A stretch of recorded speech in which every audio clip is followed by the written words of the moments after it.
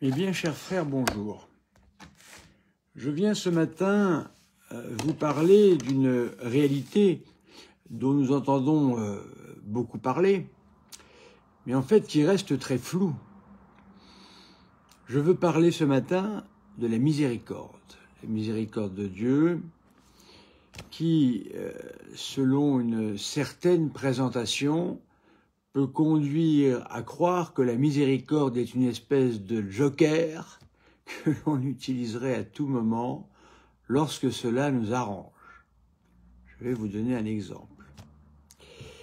Eh bien, imaginons que une personne ait une vie qui ne soit pas en accord avec l'Évangile. Cette personne, immédiatement, enfin, ça dépend de qui il s'agit, on appellera à la miséricorde divine. On dira, mais Dieu est miséricordieux. Donc, comme Dieu est miséricordieux, eh bien, cette personne pourra faire son salut sans difficulté. La miséricorde divine, en fin de compte, si vous l'avez bien remarqué, est utilisée un peu à toutes les sauces. On en parle beaucoup, mais on ne sait pas véritablement ce que c'est. Alors, ce matin, je viens vous parler justement de la miséricorde divine.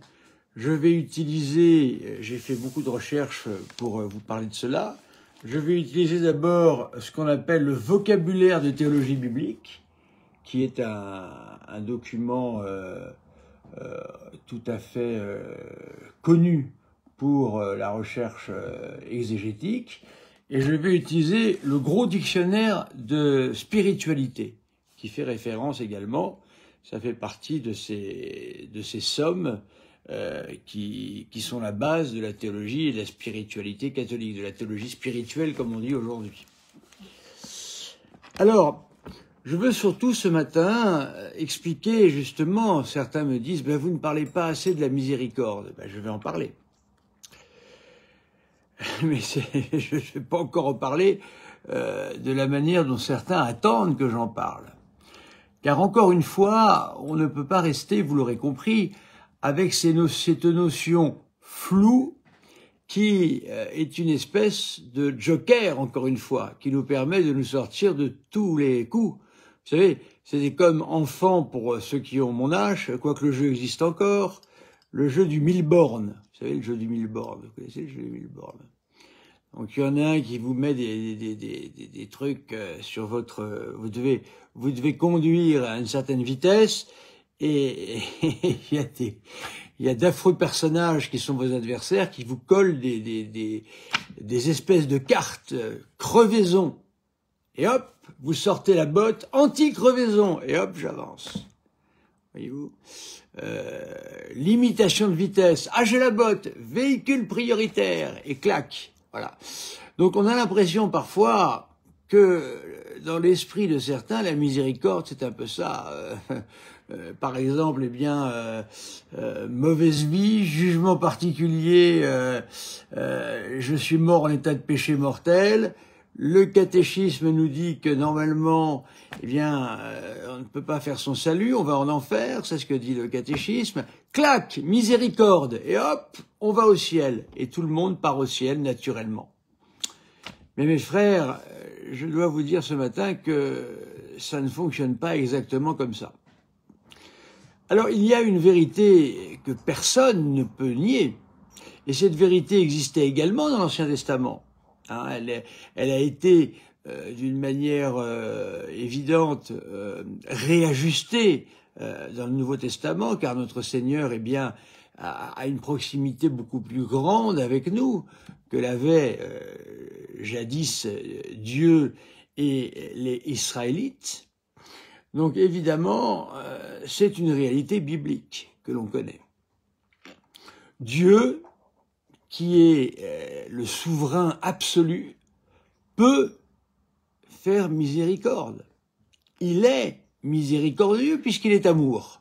Donc comme il est amour et il est charité, évidemment, il est miséricorde. Seulement, voyez-vous, je vais vous expliquer quelque chose qu'il faut bien comprendre, c'est un principe habituel en théologie catholique. quand une opération, on appelle une opération quelque chose qui est fait par un sujet. Par exemple, eh bien, je marche, le sujet c'est moi, l'opération c'est la marche. Voilà. Eh bien, quand on parle de la miséricorde vue de Dieu, Dieu est miséricordieux, bien sûr. Seulement, personne entre nous n'est capable de connaître l'action de la miséricorde divine. On sait que dans certains cas, elle va très loin, et dans d'autres cas, elle ne va peut-être pas aussi loin. Nous ne pouvons pas être juges de la miséricorde divine. En appeler à Dieu miséricordieux, évidemment, c'est quelque chose de bien et de normal, mais ne comptons pas sur la miséricorde de Dieu pour contourner la vie chrétienne. Le bon Dieu nous appelle à une vie chrétienne qui est exigeante et qui demande une coopération entre sa créature et Dieu. Nous ne pouvons pas simplement nous asseoir et attendre la miséricorde de Dieu. Cela n'est pas possible. Ce n'est pas une attitude catholique. Vous la trouverez nulle part.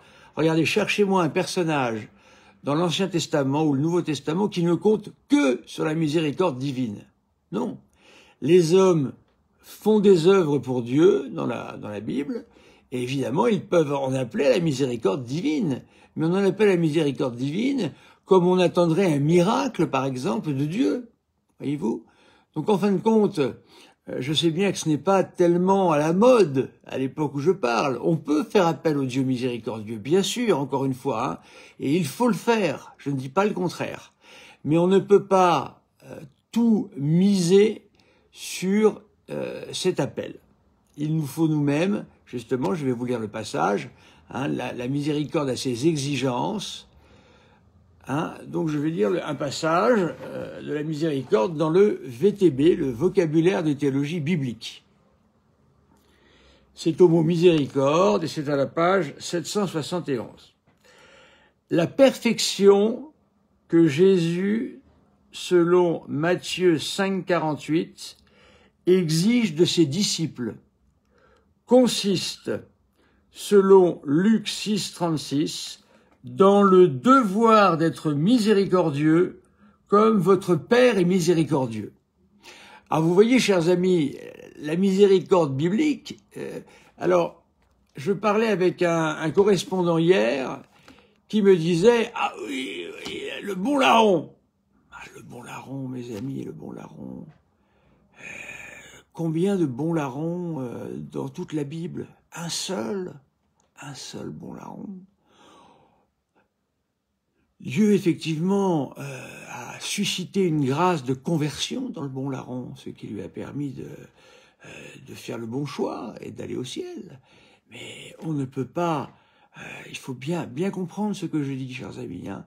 On ne peut pas compter sur la miséricorde de Dieu pour qu'il agisse comme nous, tel qu'il a agi pour le bon larron. Le bon larron, il y en a un seul cas dans toute la Bible. Ça montre bien que nous ne pouvons pas nous appuyer là-dessus, même si Dieu, encore une fois, est miséricordieux. Ne me faites pas dire ce que je ne dis pas. Dieu est infiniment miséricordieux, mais il est aussi infiniment juste. Et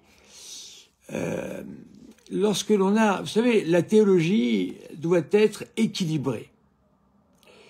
C'est-à-dire que ce que j'ai remarqué, c'est qu'à force d'utiliser la miséricorde à tout va, on finit par nier la justice de Dieu. Et la justice de Dieu n'existe plus en fin de compte. Donc on en revient au bon papa gâteau qui laisse faire tout, n'importe quoi, et qui, ne voyant pas grand-chose, au dernier moment dit « Ah, mon petit enfant, n'aie pas peur, la miséricorde est là. Ah, c'est pas grave.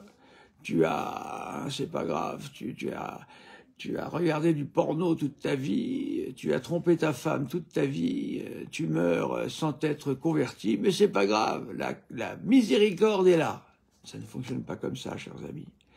Je suis navré de vous le dire, parce que je sais que le discours ambiant vous laisse entendre ça. Mais si tout fonctionnait comme ça, il y aura un gros problème de justice divine. Il y a de très pauvres gens ici-bas sur terre, très pauvres gens, qui n'ont comme seule richesse que leur confiance en Dieu. Et ces gens attendent aussi de Dieu que sa justice divine intervienne. Il y a une justice divine. Il y a des actes qui sont insupportables. Vous croyez que Dieu va apporter sa miséricorde à ceux qui se moquent des pauvres? Je vous renvoie aux pauvres Lazare et aux mauvais riches. Je vous renvoie à eux. Ça, c'est la norme. Le riche ne s'est jamais occupé du pauvre Lazare. Le riche n'a passé son temps qu'à profiter du bien-être ici-bas. Il est mort en état de péché mortel. Et je peux vous dire que vous pouvez chercher l'unanimité des pères de l'Église, disent bien qu'il est mort en état de péché mortel, c'est-à-dire qu'il est en enfer. Donc, c'est pour vous que je dis ça, mes chers frères, vous comprenez? Si Dieu avait dit, si Jésus avait dit, oh ben, dorénavant, il n'y a plus que la miséricorde qui compte. Mais vous imaginez ce qui serait passé? Je vais vous prendre un cas précis pour vous montrer le désastre dans ces cas-là.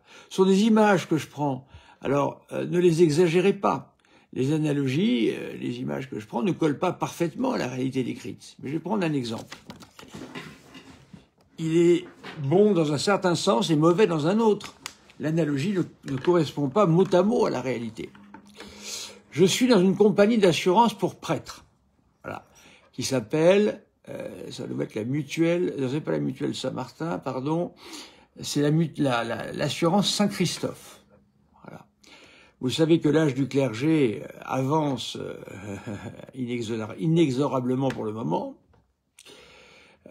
Et un jour, dans cette assurance, ils ont dit « Ah ben maintenant, on va en appeler à la responsabilité des gens, on va supprimer le système des malus. » On ne s'adressait qu'à des prêtres. Vous savez, les malus pour la voiture. Dès lors que vous avez un accident de voiture, clac, vous avez un malus qui tombe, il va falloir 2 ans pour le récupérer, ou 1 an, et en attendant, vous payez plus cher. Ils ont cru qu'il suffisait aux hommes de s'auto-réguler en quelque sorte. Ça a été une véritable catastrophe. Ils ont été obligés d'enlever leur projet au bout de 6 mois. Les accidents avaient été multipliés par 10. Voilà. Donc vous comprenez que l'homme est ainsi fait que on ne peut pas dire Dieu est miséricordieux et c'est la seule loi qui compte. Ce n'est pas vrai. À ce moment-là, tout le monde ferait n'importe quoi, tout et n'importe quoi, se moquant parfaitement de Dieu, ne comptant que sur la fameuse miséricorde. Mais ça ne fonctionne pas comme ça, vous comprenez? Sinon, il n'y aurait pas de catéchisme, il n'y aurait pas de loi. Et Jésus a bien dit, je ne suis pas venu pour abolir la loi, mais pour l'accomplir. N'oublions jamais ça. C'est-à-dire que lorsque l'on est catholique, les exigences de Dieu sont plus grandes pour nous. Alors, vous avez vu donc la perfection que Jésus a. Nous avons donc le devoir d'être miséricordieux. Jésus nous dit, soyez miséricordieux comme votre Père est miséricordieux. Donc au lieu de s'occuper sans arrêt de la miséricorde de Dieu, laissons Dieu tranquille, laissons-le appliquer sa miséricorde comme il l'entend. Dieu est Dieu, il est tout-puissant, c'est un souverain maître, il fait ce qu'il veut de sa miséricorde. Tant mieux si nous en profitons, encore une fois, mais ne nous appuyons pas là-dessus pour faire notre vie chrétienne. Jésus attend avant tout que nous appliquions ce qu'il nous demande pour être en conformité avec lui, dans l'imitation de Jésus-Christ. Écoutez bien, c'est une condition essentielle pour entrer dans le royaume des cieux. Matthieu 5,7. Ça veut dire, vous voyez, on va reprendre encore des termes que certains n'aiment pas. Cela veut dire, si je lis ce passage biblique, que si je ne suis pas moi-même miséricordieux, et je vais dire ce que c'est que miséricordieux, je vais le définir pour nous, eh bien, je ne peux pas entrer dans le royaume des cieux. Matthieu 5,7.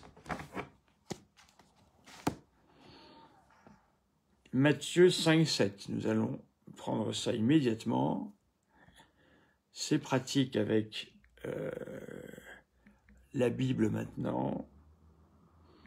Matthieu chapitre 5, verset 7. Comme ça, vous pouvez voir que je ne vous raconte pas n'importe quoi. Alors, écoutez bien. Heureux les miséricordieux, car ils obtiendront miséricorde. Est-ce que vous avez compris ce que cela veut dire? Cela veut dire que pour bénéficier de la miséricorde de Dieu, il faut que nous-mêmes, nous soyons miséricordieux. Et je vais en donner la liste. Parce que toutes les fois que l'on parle de ça, je ne sais pas si vous avez remarqué, on est dans une espèce de brouillard opaque. Et encore une fois, sort le Joker. Alors le Joker, hein, c'est pas le film, hein, attention. Hein. C'est la carte qui permet d'arrêter la partie. C'est pas le film avec le gars là qui s'appelle le Joker. Donc c'est une condition essentielle pour entrer dans le royaume des cieux. Que Jésus reprend à la suite du prophète Osée. Vous voyez, rien de nouveau, hein, la miséricorde a toujours existé.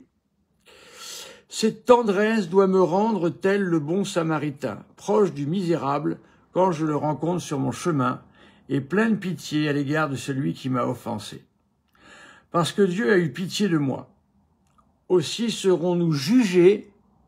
Vous voyez, ceux qui ne parlent sans cesse de miséricorde ont enlevé ce mot de juger parce qu'ils ne l'aiment pas. Ils ne l'aiment pas. Alors ils prennent toujours à faux la parole de Jésus qui dit de ne pas juger. Qu'est-ce que cela veut dire? Ne pas juger, ça veut dire ne pas chercher en quelqu'un les intentions qui sont les siennes, parce qu'on ne les connaît pas. Par contre, quand un péché est public, bien sûr qu'il faut le juger, celui-ci. Voilà.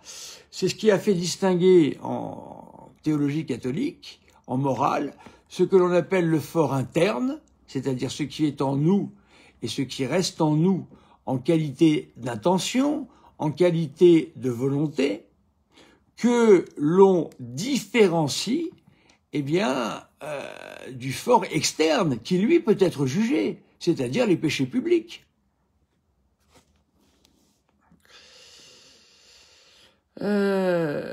Aussi serons-nous jugés d'après la miséricorde que nous aurons exercée, inconsciemment peut-être, à l'égard de Jésus en personne. Alors que l'absence de miséricorde chez les païens déchaîne la colère divine. Alors je vais vous lire maintenant quelles sont les œuvres de miséricorde qui sont tirées du dictionnaire de spiritualité. Alors écoutez, ça veut dire que tout cela, nous devons le mettre en œuvre. En fin de compte, nous devrions vivre comme si Dieu n'était pas miséricordieux, parce que nous ne savons pas comment la miséricorde de Dieu s'exerce, encore une fois, et nous devrions vivre simplement en faisant ce que nous pouvons pour marcher dans les pas de Jésus. Voyez-vous, au lieu d'être obnubilés comme certains le sont avec la miséricorde qu'ils mettent partout. Comment pouvons-nous nous permettre de dire à Dieu, ah ben là tu mettras de la miséricorde, ah ben là tu en mettras encore. La miséricorde appartient à Dieu, il en fait l'usage qu'il souhaite, mais nous par contre, nous devons être miséricordieux, c'est ça qui compte. Beaucoup plus que ce que Dieu fait. Laissons Dieu faire ce qu'il fait, et de la manière dont il le souhaite. Avec le bon larron, il a fait un acte de miséricorde exceptionnel, mais il n'y en a qu'un, il n'y en a pas plusieurs. Alors, voilà ce que nous devons faire. Assister les veuves. Ça veut dire que nous devons être proches des femmes qui souffrent. Alors, les veuves, aujourd'hui, sont considérées comme celles dont le mari est parti. Les femmes qui sont seules, avec leurs enfants bien souvent. Et ces femmes-là, il faut les assister. Il faut les aider le plus possible, en ne les jugeant pas. Visiter les orphelins et les indigents. Ça veut dire les orphelins, aujourd'hui, il faut s'occuper de faire le catéchisme à ceux qui n'ont rien du bon Dieu. Voilà, il faut leur faire le catéchisme.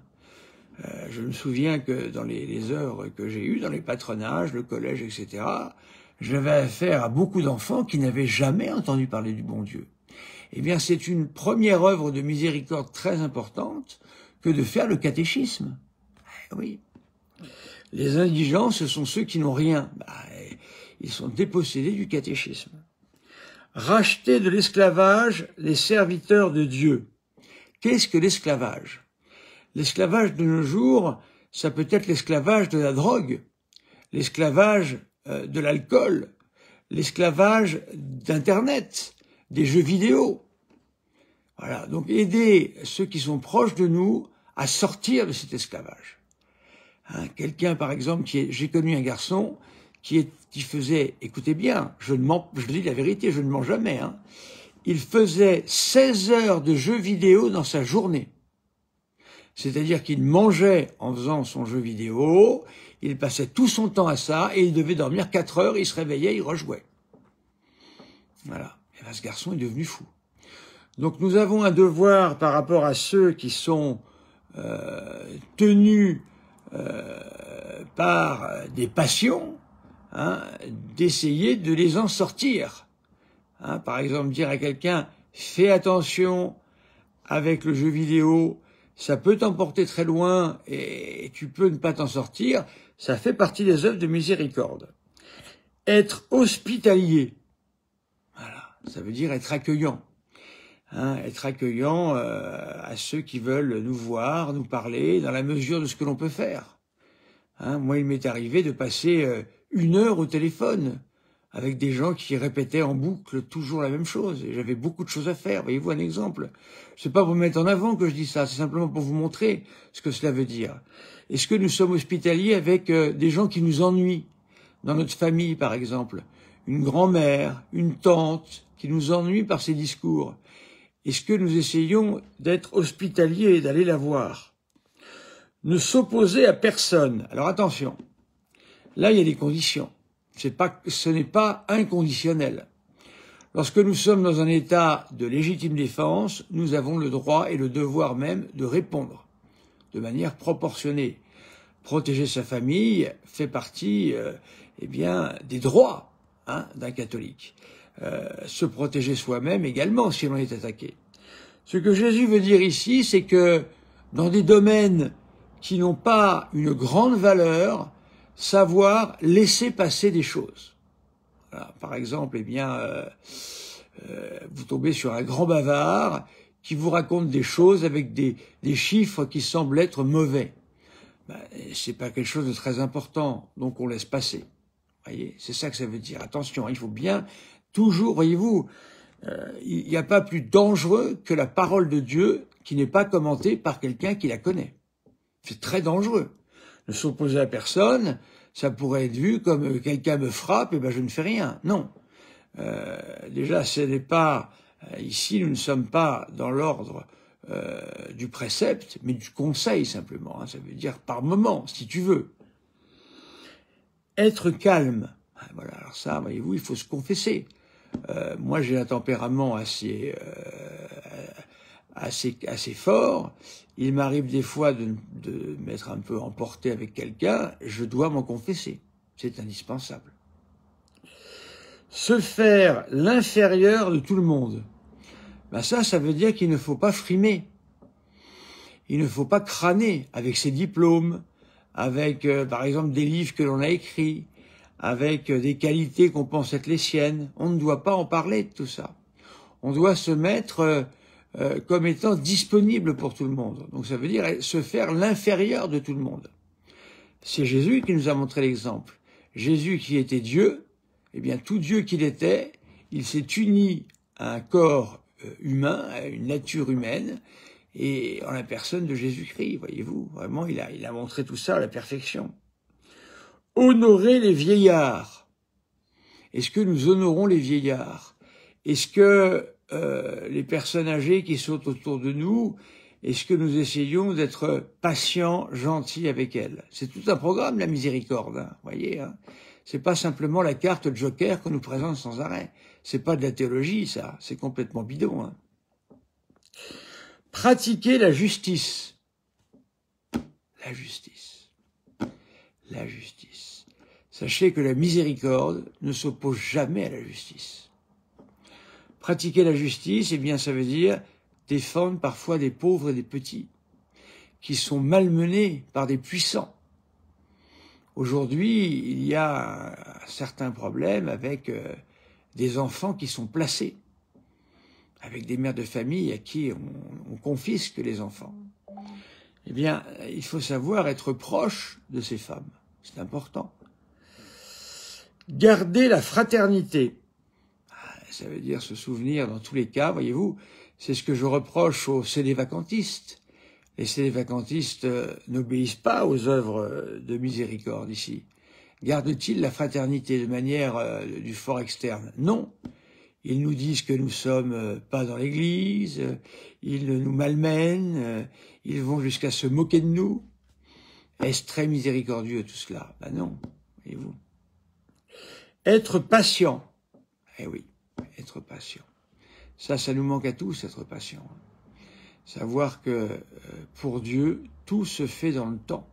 À moins miracle. Mais encore une fois, les miracles, Dieu les fait s'il veut. Ne nous appuyons pas sur une théologie des miracles. Elle n'existe pas, cette théologie des miracles. N'avoir pas de rancune. Ah, ça, c'est dur. Moi, j'essaye tous les jours de tourner la page sur la veille. Je tourne la page sur la veille. Voilà, je dis, il y en a qui se sont opposés à moi, il y en a qui n'écoutent pas ce que je dis, qui ne me respectent pas en tant que prêtre. Il y en a, hein, qui ne me respectent pas en tant que prêtre, qui parlent, qui pensent en savoir plus que moi sur la théologie, etc. Eh bien, je ne dois pas garder de rancune vis-à-vis de ces gens, même si c'est mon devoir de leur dire que ça ne va pas, que leur attitude n'est pas bonne. C'est mon attitude, c'est mon devoir. Car moi, j'aurai à rendre des comptes là-dessus, chers amis. Vous, non, vous n'aurez pas à rendre de compte sur le fait que vous n'avez pas repris quelqu'un qui disait des bêtises en théologie. Moi, j'aurai des comptes à rendre. Jésus m'interrogera. Tu as eu le sacerdoce, qu'est-ce que tu en as fait? Grande question. Consoler les âmes affligées. Ça veut dire, ça c'est très important car ça fait beaucoup de conversions. Quand vous avez des gens autour de vous au travail ou ailleurs qui sont malheureuses, qui viennent de perdre quelqu'un, qui ne sont pas chrétiennes justement, eh bien il faut les aider, les consoler. Alors si on peut leur expliquer que quand on connaît Dieu dans sa vie, tout est plus facile. Mais en tous les cas, si on ne peut pas aller au-delà, ne les consoler qu'humainement, c'est déjà immense. Ne pas rejeter ceux qui sont inquiets dans la foi, mais les convertir. Voilà, les convertir, ça veut dire leur expliquer, c'est ce que je fais, leur expliquer que, il ne faut pas s'inquiéter, mais au contraire avoir une grande confiance dans le bon Dieu. Voilà. Mais par contre, cela n'empêche pas, comme chez Sœur Faustine d'ailleurs, disait Sœur Faustine, vous verrez, il y a des passages qui le disent très clairement, cela n'empêche pas de faire son devoir. Très important. Leur rendre du cœur. Ça veut dire du cœur à l'ouvrage, ça veut dire essayer d'avoir des paroles réconfortantes. Écoutez, ça fait partie des œuvres de miséricorde. On me reproche souvent de reprendre telle ou telle personne. Eh bien, il est dit de reprendre les pécheurs. Voilà, reprendre les pécheurs. C'est une œuvre de miséricorde. S'il y en a qui sont un peu lassés de voir ce que je fais du livre d'Arnaud Dumouche, eh bien, je le reprends, car il dit n'importe quoi. Il faut que je le reprenne, pour ne pas laisser croire à d'autres que ce qu'il dit est vrai. Surtout en ce qui concerne les fins dernières. Préparez-vous, mes amis, pour les fins dernières. Préparez-vous, c'est très important. Cette vie n'est qu'un passage. Et une fois que nous sommes morts, selon la définition de la mort habituelle, connue, de ce qu'est la mort, il n'y a pas besoin d'aller chercher midi à 14h, eh bien, tout est fini, le temps des mérites est fini. Ne pas accabler les débiteurs et les indigents et autres actions semblables. Ça veut dire que c'est pas mon cas. S'il y en a qui nous doivent de l'argent, s'il y en a qui nous doivent des services ou autres, eh bien, ne pas les accabler, ne pas leur faire du mal, essayer d'arranger les choses à l'amiable le plus possible. Vous voyez, chers amis, donc je vous ai lu ce qu'étaient les œuvres de miséricorde. Comme ça, les choses sont un peu plus claires, je pense. Et vous voyez tout de même que ici, nous avons affaire à un beau programme. Et moi, je suis moi-même, je suis très loin d'avoir accompli ce programme. Hein. Très, très loin. Hein. Quand je le vois, voyez-vous, quand je vois un programme comme ça, je me dis, il est copieux. Et je me dis, ce que je vais faire, écoutez, je vais essayer de m'améliorer. C'est ça la conversion. Je vais essayer de devenir meilleur. Voyez-vous? C'est ça qu'il faut faire. Le Seigneur n'attend pas que on ait coché toutes les cases qui sont là. C'est impossible. Le Seigneur attend par contre que nous soyons dans un élan de conversion. Ça, c'est très important. Et tout ça, ce sont des œuvres de miséricorde. Si nous vivons tout ça dans une société, la société devient merveilleuse. Hein. Chacun fait attention à tout le monde et c'est merveilleux. Voilà, chers amis, je voulais vous expliquer ce qu'était la miséricorde. J'espère que cela a été clair. N'hésitez pas, je suis toujours à l'écoute de vos questions. Vous savez, j'ai énormément de questions qui me sont posées, de liens qui me sont proposés. Je ne suis pas si organisé que ça. Donc, si jamais vous voyez que vous avez une question importante et que je n'y réponds pas, reposez-la, chers amis. Reposez-la. Ce n'est pas que je n'ai pas voulu y répondre, c'est qu'elle m'a échappé, certainement. Voilà. Eh bien, mes chers frères, soyons nous-mêmes pleins de miséricorde, hein, soyons nous-mêmes pleins de miséricorde vis-à-vis d'autrui. C'est là où le Seigneur nous attend. Voilà, je vois bien les propositions qui me sont faites de vidéos. Oui, je note tout ça et je vais faire ça en son temps. Au nom du Père, du Fils et du Saint-Esprit. Amen. Je vous salue Marie, pleine de grâce. Le Seigneur est avec vous. Vous êtes bénie entre toutes les femmes, et Jésus, le fruit de vos entrailles, est béni. Sainte Marie, Mère de Dieu, priez pour nous pauvres pécheurs, maintenant et à l'heure de notre mort. Amen. Je fais la vidéo à cette heure-là parce que pour moi, c'est une heure extrêmement favorable. J'ai pas encore, des activités ne sont pas encore commencées, et je suis plus à l'aise le matin que le soir, je me couche très tôt. Donc voilà, je préfère. De toute façon, les gens peuvent le voir en différé.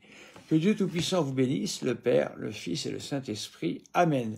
Chers amis, maintenant, vous pourrez savoir ce qu'est véritablement la miséricorde. C'est nous qui devons faire miséricorde et nous ne devons pas nous appuyer intégralement sur la miséricorde de Dieu.